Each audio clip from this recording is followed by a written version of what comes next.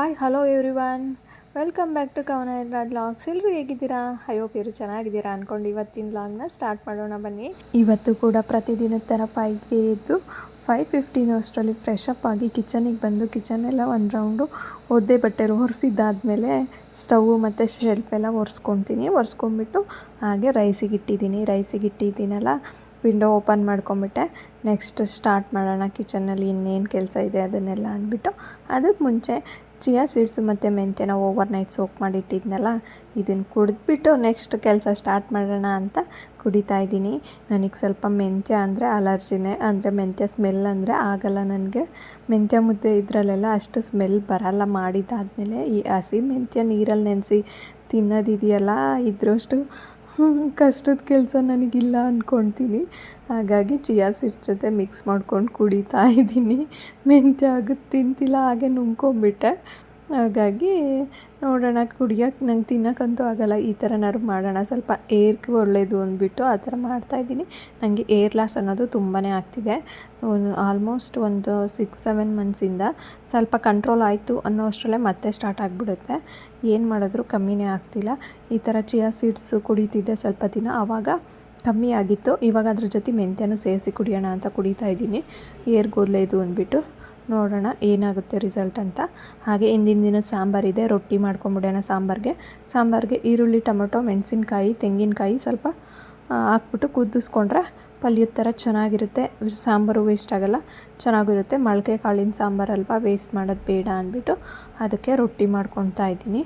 ಹಾಗೆ ಬೆಂಡೆಕಾಯಿ ಸಾಂಬಾರು ಮಾಡ್ಕೊಳ್ಳೋಣ ಅಂತ ಬೆಂಡೆಕಾಯಿ ಎಲ್ಲ ವಾಶ್ ಮಾಡಿ ಕಟ್ ಮಾಡ್ಕೊತಾ ಇದ್ದೀನಿ. ಅವನಿಗೆ ಬಾಕ್ಸಿಗೂ ಆಗಿಬಿಡುತ್ತೆ. ಫುಲ್ ಎಲ್ಲ ಬೆಂಡೆಕಾಯಿನೂ ಕಟ್ ಮಾಡಿ ಹುರ್ಕೊಂಬಿಡೋಣ ಅಂತ ಎಲ್ಲದನ್ನೂ ಕಟ್ ಮಾಡಿಕೊಂಡೆ. ಈ ಬೆಂಡೆಕಾಯಿ ಹಿಂದೆ ಮುಂದೆ ಕಟ್ ಮಾಡಿರೋದು ಇದೆಯಲ್ಲ, ತೊಟ್ಟು ಮತ್ತು ತುದಿನ, ಅದನ್ನು ವೇಸ್ಟ್ ಮಾಡಲ್ಲ. ಏರ್ ಸಾಫ್ಟ್ ಆಗುತ್ತೆ. ಈಗ ಏರ್ಗೆ ಇದು ಫ್ಲಕ್ಸ್ ಜೆಲ್ಲೆಲ್ಲ ತರಿಸಿ ಹಚ್ತೀವಲ್ಲ, ಅದೇ ಥರ ಇದರಲ್ಲೂ ಮಾಡ್ಕೊಬೋದು. ಇದರಲ್ಲೂ ಮಾಡಿ ಯೂಸ್ ಮಾಡ್ತೀನಿ. ತುಂಬ ಸಾಫ್ಟ್ ಅಂದರೆ ತುಂಬ ಸಾಫ್ಟ್ ಆಗುತ್ತೆ. ನಾವು ಹೊರಗಡೆ ಎಲ್ಲ ಓಡಾಡಿದಾಗ ಕೂದಲು ತುಂಬ ಹಾರ್ಡ್ ಆಗಿರುತ್ತಲ್ವ, ಆ ಸ್ಪ್ಲಿಟ್ಸ್ ಎಲ್ಲ ಆಗುತ್ತಲ್ಲ, ಅದೆಲ್ಲ ಕಂಟ್ರೋಲ್ ಆಗುತ್ತೆ ಅದನ್ನು ಯೂಸ್ ಮಾಡೋದ್ರಿಂದ. ಹಾಗಾಗಿ ಯೂಸ್ ಮಾಡ್ಕೊತೀನಿ. ಹಾಗೆ ಈ ಕಡೆ ಸಾಂಬಾರಿಗೆ ಒಗ್ಗರಣೆಗೆ ಹಾಕ್ಕೊಂಡಿದ್ದೀನಿ. ಫಸ್ಟು ಒಂದು ಪಾತ್ರೆ ಇಟ್ಕೊಂಡು ಸ್ವಲ್ಪ ಆಯಿಲು, ಕರ್ಬೇವಿನ ಸೊಪ್ಪು, ಸಾಸಿವೆ ಹಾಕ್ಕೊಂಡು ಟೊಮೆಟೊ ಮತ್ತು ಆನಿಯನ್ನು ಕಟ್ ಮಾಡಿರೋದು ಹಾಕ್ಕೊಂಡು ಚೆನ್ನಾಗಿ ಫ್ರೈ ಮಾಡಿಕೊಂಡು, ಅದು ಫ್ರೈ ಆಗಿದೆ, ಇನ್ನೊಂದು ಸ್ವಲ್ಪ ಫ್ರೈ ಆಗಬೇಕು ಅನ್ನೋ ಟೈಮಲ್ಲಿ ಬೆಂಡೆಕಾಯಿ ಕಟ್ ಮಾಡಿ ರೋಸ್ಟ್ ಮಾಡಿರೋ ಅಂಥ ಬೆಂಡೆಕಾಯಿನ ಹಾಕ್ಕೊಳ್ತಾ ಇದ್ದೀನಿ. ಹುರಿದಿರೋ ಅಂಥದ್ದನ್ನ ಹಸಿದು ಹಾಕಿದ್ರೆ ಅದು ಅಂಟು ಥರ ಹಾಗೆ ಉಳ್ಕೊಂಬಿಡುತ್ತೆ, ಚೆನ್ನಾಗಲ್ಲ ಸಾಂಬಾರು. ಹುರಿದ್ಬಿಟ್ಟೆ ಹಾಕ್ಕೊಬೇಕು. ಹುರಿದ್ಬಿಟ್ಟು ಹಾಕ್ಕೊಂಡಿದ್ದಾದಮೇಲೆ ಸ್ವಲ್ಪ ಚೆನ್ನಾಗಿ ಫ್ರೈ ಮಾಡ್ಕೊಬೇಕು. ಅದಕ್ಕೂ ಒಗ್ಗರಣೆಯಲ್ಲಿ ಫ್ರೈ ಮಾಡಿಕೊಂಡ್ರೆ ಚೆನ್ನಾಗಿ ಟೇಸ್ಟ್ ಅನ್ನೋದು ಬರುತ್ತೆ.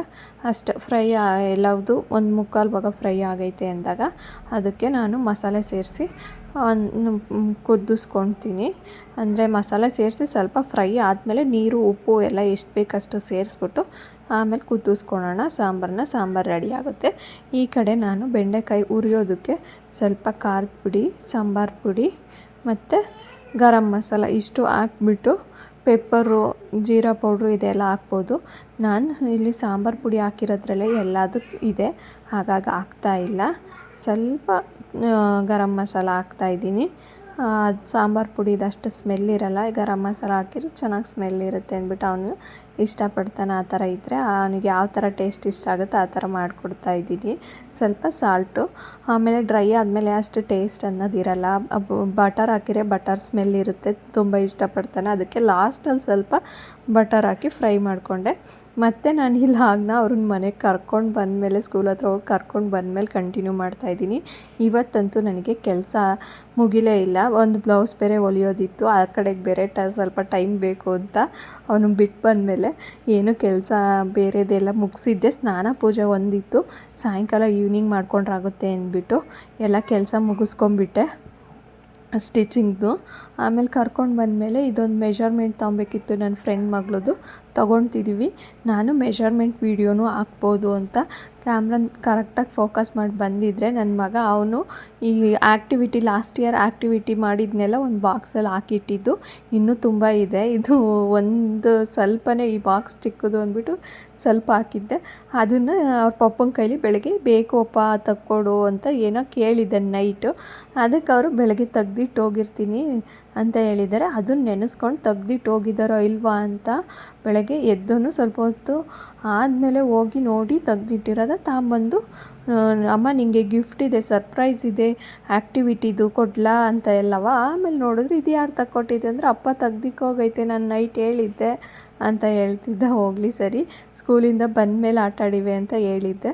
ಅದಕ್ಕೆ ಸ್ಕೂಲಿಂದ ಬಂದ ತಕ್ಷಣ ಕೈಕಾಲು ಮುಖ ತೊಳೆದು ಬೇಗ ಡ್ರೆಸ್ ಎಲ್ಲ ಚೇಂಜ್ ಮಾಡಿ ತಗೊಂಡು ಬಂದು, ಲಿಶಾ ನಿಂಗೆ ಸರ್ಪ್ರೈಸ್ ಇದೆ, ಗಿಫ್ಟ್ಗಳಿದ್ದಾವೆ ಅದರಲ್ಲಿ, ಆ್ಯಕ್ಟಿವಿಟಿ ಗಿಫ್ಟ್ಗಳು ತೋರಿಸ್ಲಾ ಅಂತ ತಕ್ಕೊಂಬಂದ. ಅಮ್ಮ ನಿನಗೂ ಗಿಫ್ಟು ಅದರಲ್ಲಿ ಅಂತ ಎಲ್ಲ ತಕ್ಕೊಂಬಂದು ತೋರಿಸಿ, ಇದ್ಯಾರಿಗೆ ಬೇಕು ಇದೇನು ಅಂತ ಎಲ್ಲ ಹೇಳ್ತಾ ಇದ್ದ. ಆಮೇಲೆ ಲಿಶಾ ನಾನು ಹೋಗ್ಬೇಕು ಆಟಾಡೋಕ್ಕೆ ಅಂತ ಮೆಜರ್ಮೆಂಟ್ ತಾಣೋಕ್ಕೆ ಬಿಡ್ತಿಲ್ಲ. ನಾವು ಆಮೇಲೆ ಸ್ವಲ್ಪ ಟೈಮಲ್ಲಿ ಲಿಶಾ ಒಂದು ಸ್ವಲ್ಪ ಟೈಮು ಆಗೋಗ್ಬಿಡ್ತು, ಹೋಗಿ ಆಟಾಡಿವೆ, ಒಂದು ಸ್ವಲ್ಪ ಇದೊಂದು ಅಂತ ಹೇಳ್ಕೊಂಡೆ. ಎಲ್ಲ ಮೆಜರ್ಮೆಂಟ್ ತಗೊಂಡು ಇನ್ನೊಂದು ದಿವಸ ಅವಳು ಇರಲ್ಲ, ನಮಗೆ ಬೇಕಾದಾಗ ಅವರು ಮೆಜರ್ಮೆಂಟ್ ತೆಗೆಸ್ಕೊಳಲ್ಲ.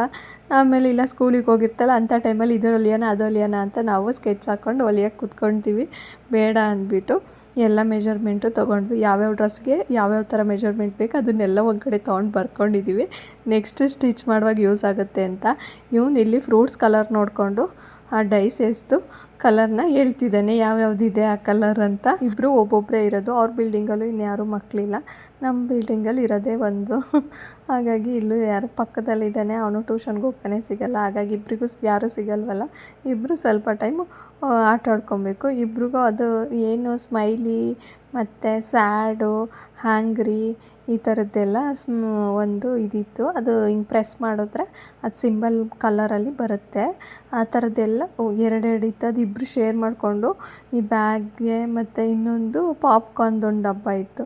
ಅಂದರೆ ಪಾಪ್ಕಾರ್ನ್ ಅಂದರೆ ಅದು ಸುಮ್ಮನೆ ಆ್ಯಕ್ಟಿವಿಟಿಗೆ ಮಾಡಿಕೊಟ್ಟಿದ್ದು, ಅದಕ್ಕೆ ಇಬ್ಬರು ಹಾಕ್ಕೊಂಡು ನಂದು ಅಂತ ಶೇರ್ ಮಾಡ್ಕೊಂಡು ಆಟ ಆಡ್ತಿದ್ರು. ಆಮೇಲೆ ಅವ್ರು ಹೋದ್ಮೇಲೆ ಊಟ ಮಾಡಿಕೊಂಡು ಸ್ವಲ್ಪ ಇವನು ಊಟ ಮಾಡಿದ್ದಾದಮೇಲೆ ಬರಿತೀನಿ ಅಂತ ಹೋಮ್ವರ್ಕ್ ಎಲ್ಲ ಬರೆದಿಟ್ಬಿಟ್ಟ. ಆಮೇಲೆ ಮನ್ಕೊಂಡಿ ಅಂದೆ, ಸ್ವಲ್ಪ ಮನ್ಕೊಳ್ತೀನಿ ಅಂತ ಸ್ವಲ್ಪ ಹೊತ್ತು ಸುಮ್ಮನೆ ಮನಗಿದ್ದ, ನಿದ್ದೆ ಮಾಡಲಿಲ್ಲ. ಸರಿ ಮಗನೇ ನೀನು ಮನ್ಗೊಲ್ಲ ಬಾ, ಬೇರೆ ಏನಾದರೂ ಬರೀ, ನಾನು ಸ್ನಾನಕ್ಕೆ ಹೋಗ್ತೀನಿ ಅಂದೆ. ಸರಿ ಅಮ್ಮ ಅಂತ ಬರಿತೀನಿ ಅಂತ ABCD ON 1 1 2 3 ಎಲ್ಲ ಬರೀತಿದ್ದ. ಸ್ವಲ್ಪ ಮಿಸ್ಟೇಕ್ಸ್ ಎಲ್ಲ ಮಾಡಿದ್ದ, ಅದನ್ನೆಲ್ಲ ಪೂಜೆ ಮಾಡಿಕೊಂಡು ಪೂಜೆಗೆಲ್ಲ ರೆಡಿ ಮಾಡಿಬಿಟ್ಟು ಪೂಜೆ ಎಲ್ಲ ಮಾಡಿಕೊಂಡು ಆಮೇಲೆ ಅವ್ನ ಮಿಸ್ಟೇಕ್ಸ್ ಏನಿತ್ತು ಅದನ್ನೆಲ್ಲ ಕರೆಕ್ಷನ್ ಮಾಡಿಕೊಟ್ಟೆ.